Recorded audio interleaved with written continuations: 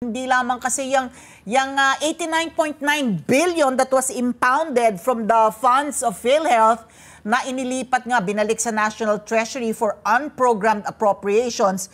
Palalawakin ko lang, yung they diverted it into projects na wala ngang kinalaman sa kalusugan at hindi urgent. So, infrastructure. Binabanggit itong Panay, Guimaras, na bridge project, which was, ayan, Panay, Guimaras, Negros Island Bridge Project.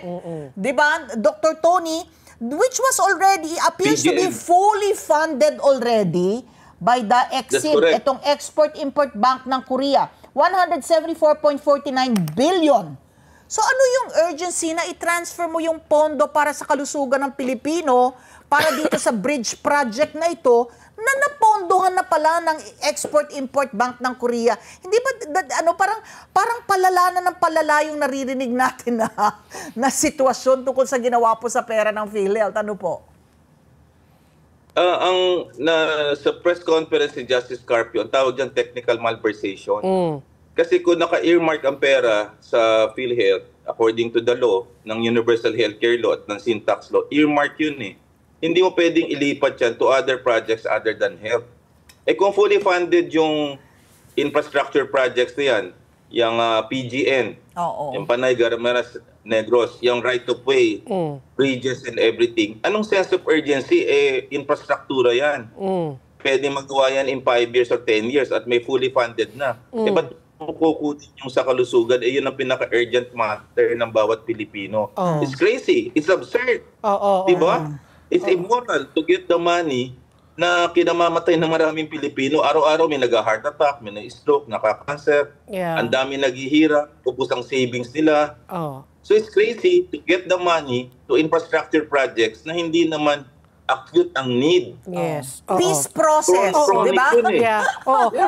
Dr. Tony, ito lang, no, just to clarify, kasi di ba 89 billion nga po yung pinag-uusapan po natin, pero yung actual po na na-remit lang po sa National Treasury was only 60 billion kasi di ba napahinto ren, napa-TRO ren, yung dalawa, yung last two, bale yung balance po na 29.9, correct? Yeah. I have the timelines for that. No? Pinasok si Secretary Recto January of 2024.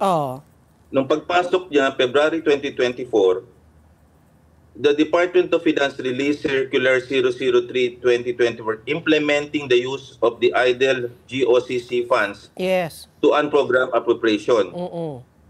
April, dun, in a cabinet meeting, dinirect ang PhilHealth to remit 90 billion. Ito na, And then May 2024, ang first tranche ay 20 billion. Yes. And then August, another 20. 10 billion. 10, And then yung kahuli-hulihan, October, doon, total of 60 billion, doon na nag-TRO.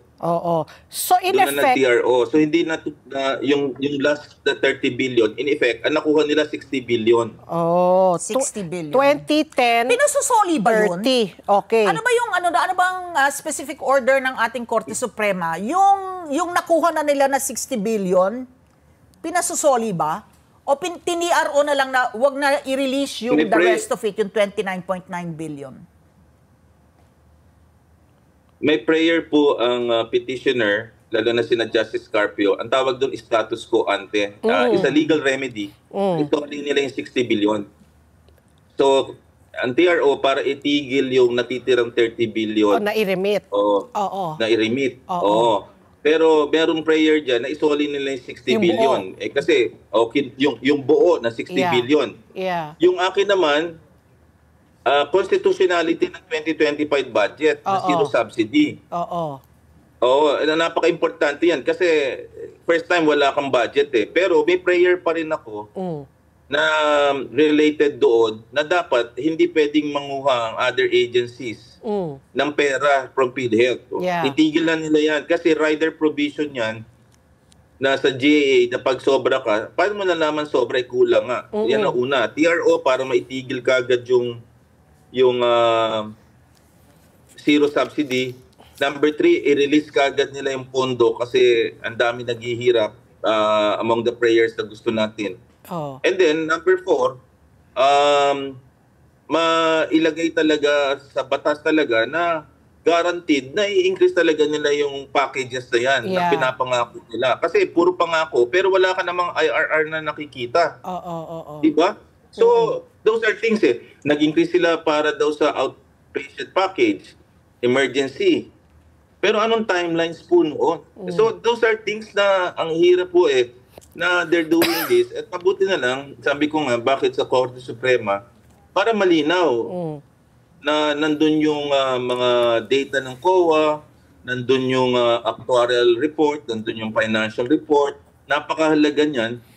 Para sa ganun, madesisyonan na once and for all about all the PhilHealth issues. Sabi ko, kailangan natin tapusin lahat ito para maayos natin ang ating healthcare system.